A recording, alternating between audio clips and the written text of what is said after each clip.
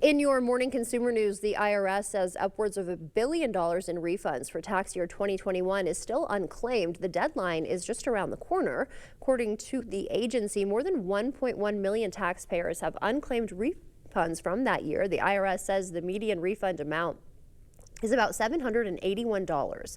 By law, taxpayers usually have 3 years to file and claim their tax refunds.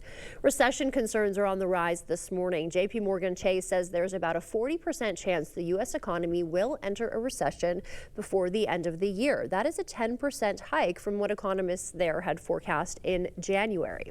They say the Trump administration's actions, like its trade war and federal job cuts, are among the factors causing the increased risk.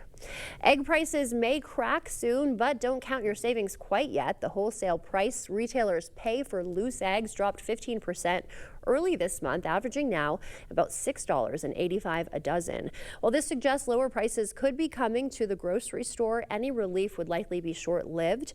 Experts predict prices will spike again as Easter and Passover celebrations drive up demand.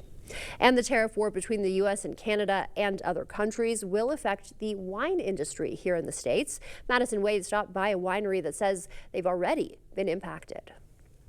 Making wine is a slow process. See behind me, we are working from wines from 2023 vintage. This is Novelty Hill Janik Winery in Woodinville. We are standing in our tank room. So this is one of the rooms that we're doing a lot of our winemaking here. The winemaking process is never ending despite looming tariff tensions between the U.S. and other countries. For us, we are anticipating how it might affect our cost to make wine depending on what happens with tariffs coming from, especially for us, from Europe. Their barrels are from France, corks are from Portugal. And while they don't export their wine to Canada, others do.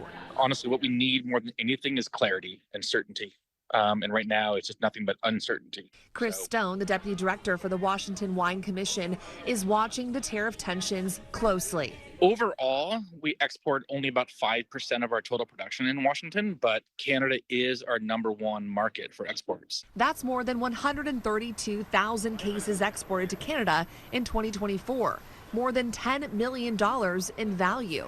While wineries in Washington don't always export to Canada, tariffs in other countries can also have a huge impact on the industry. And those wineries are waiting to see what happens next as they continue their process of making wine. We're definitely monitoring what's going to happen with Europe. That's going to really have a big effect on everybody.